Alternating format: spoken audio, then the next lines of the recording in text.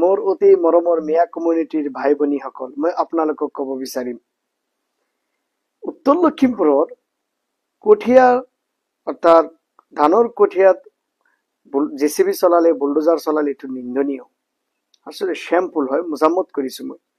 সেইটো লৈ কোনোবাই টেলিফোন কৰি ফোন কৰি খবৰ লৈ আছে, কোনোবাই ফেচবুক পোষ্ট দি ইমান হৃদয় বিদৰক ঘটনা কৰি আছে, জাহিৰ কৰি আছে, ঠিকই আছে। কিন্তু আপোনাৰ গোৱালপাৰা উচ্ছেদ হৈ আছে, লখিমপুৰ, আপোনাৰ নলবাৰী মুছলমানসকলক হাজাৰ হাজাৰ মুছলমান বেঘৰ হৈ আছে, এটা ফেচবুক পোষ্ট দিয়া নাই, টুইটাৰ দিয়া নাই। আমিতো নেতা বনাই পেলাইছো, আমিতো ৰাহাবৰ বনাই পেলাইছো। ইমান মুছলমান নৌজোৱান যুৱক যুৱতীসকলে 4-5 মাহ ধৰি গামোচা দি আছে, ইমান গামোচা দি আছে, জিন্দাবাদ জিন্দাবাদ, আমাৰ নেতা আমাৰ নেতা।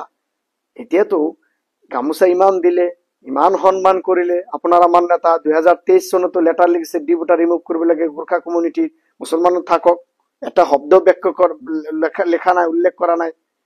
এই যে মুনাফিকত, আপুনিতো গামছা দিছিলে, মুছলমান হাজাৰ হাজাৰ যুৱক যুৱতীসকলে ফেচবুকত বহি শ্বেয়াৰ কৰিলে, ইনষ্টাগ্ৰামত শ্বেয়াৰ কৰিলে, টুইটাৰ শ্বেয়াৰ কৰিলে, টক শ্ব'ত বহি ডিফেন্ড কৰে, खूब भाल पाए, मजा लगे। यानी इसका मतलब यही है कि तुम आ जाओ, तुम तो खुद ब खुद आ रहे हो, तुमको तो मैं नहीं बुला रहा हूं, तुमको तो हैसियत ही नहीं है, कोई कीमत ही नहीं है।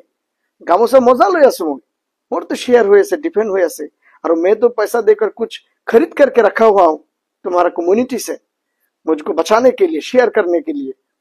এতিয়া ইমান গামোচা দিছিলে, এতিয়াতো এটা ক'ব লাগে, সেইটোৰ ওপৰত ভিত্তি কৰি ইমান গামোচা দিলে, সঁচা কথা, ইমান মহব্বত কৰিলে, ইমান ৰেসপেক্ট দিলে, কংগ্ৰেচুলেশ্যন দিলে, সেই মুছলমানসকলৰ ওপৰত ইমান অন্যায় অবিচাৰ হৈ আছে, এটাতো পোষ্ট এটা লিখিব লাগে, নহয় জানো? এটাতো ইনষ্টাগ্ৰামত দিব লাগে, টুইটাৰতে এটা দিব লাগে, ইনচাফটো এটা কৰিব লাগে, দিলে জানো? দিয়াতো নাই, এটাতো লাজৰ কথা হৈ গ'ল, নহয় জানো?